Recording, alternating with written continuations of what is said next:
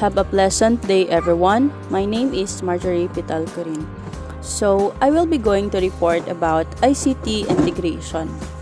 As we all know that when COVID-19 virus spread around the world, most school institutions were affected, and because of that, we have to embrace technologies to fill in the gap between the students and the teachers. So from that background, let's have a quick review about ICT. So what do you mean, or what does ICT acronym stands for? ICT, or Information and Communication Technology, is the infrastructure and components that enable modern computing. It is a wide term that seeks to create or show how information has been relatively improved or relate with the incorporation of technological advancement to enhance effective communication. ICT in education is the mode of education that uses technology to support, enhance, and optimize the delivery of information to improve student learning and better teaching methods. So it means that ICT refers to technologies that can be used in learning and teaching process, where it is also used to enhance our communications, support and optimize the delivery of information, and that technologies refers to our handphones, laptops, computers, and other digital technologies that allows people and organization to interact in the digital world. Now let's move on to the main topic, which is the ICT integration. So what is ICT integration? ICT integration, according to Pisapia 1994, ICT integration is the use of ICT to introduce, reinforce, supplement, and extend skills. In education, ICT is the use of technology effectively for educational processes like developing the curriculum and to facilitate delivery of lesson and learning process. So it means that ICT is not a simple improvement of traditional teaching and learning process, but a radically new pedagogy, where instead of using books, we are now using technologies to optimize the delivery and recipient of information in the classroom, where ICT offers many tools that can be used to improve the teaching and learning methods. And also, it encourages to develop skills that are needed to be practiced in the new digital environment. Now, let's talk about the examples of ICT integration. First, we have PowerPoint. PowerPoint presentation can be used to introduce a classroom concept while providing the opportunity for engagement along with the use of graphics and bulleted information, links to videos that accompany the ideas presented in the PowerPoint can be embedded within the slides. Second is the internet homework assignments.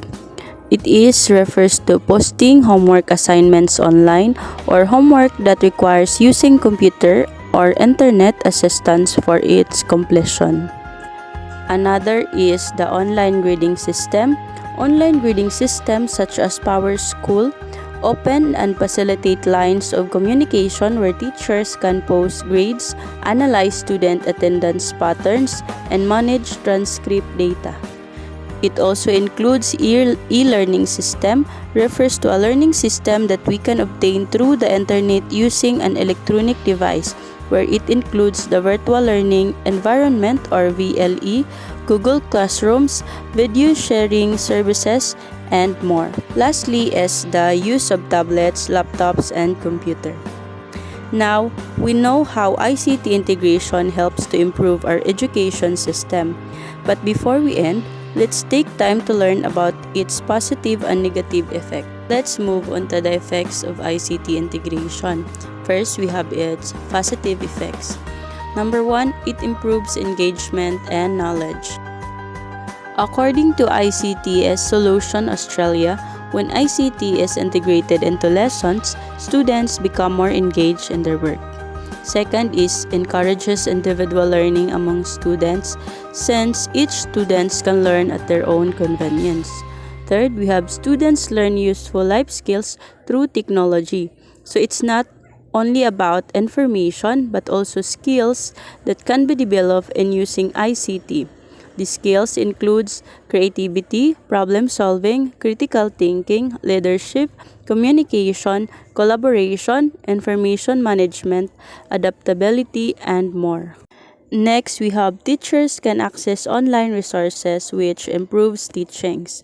In Malaysian Online Journal of Education Technology article, it stated that ICTs have the potentials not only in ensuring effectiveness and efficiency in these two areas, teaching and learning, but also in erasing the administrative duties.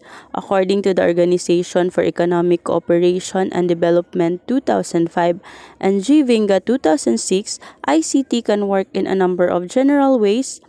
One example is it can be used to train students in skills which they will need in further education and as an ongoing learning process throughout the rest of their lives and for their future jobs, such as wood processing, email communications, and the likes. And ICT also aids in collaboration and group work.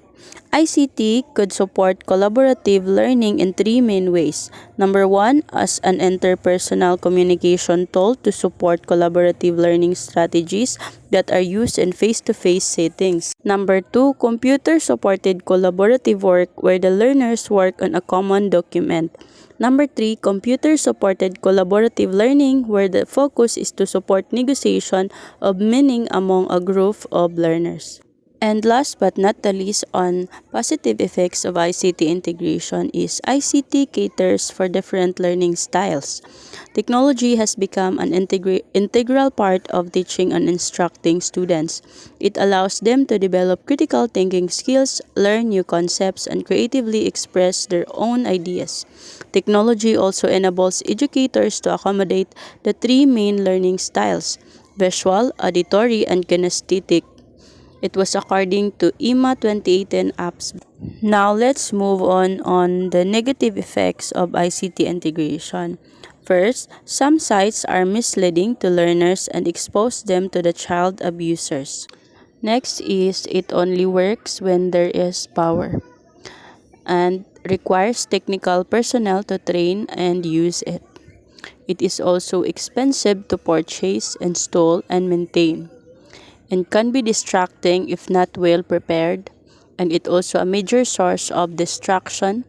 For example, the social media such as Facebooks and other applications. So that's all about my report. In fact, there are lots of information that we still need to learn and understand about ICT integration for us to be more aware and comprehensive enough to use the technologies through integrating it with our studies. That's all, and have a good day, everyone.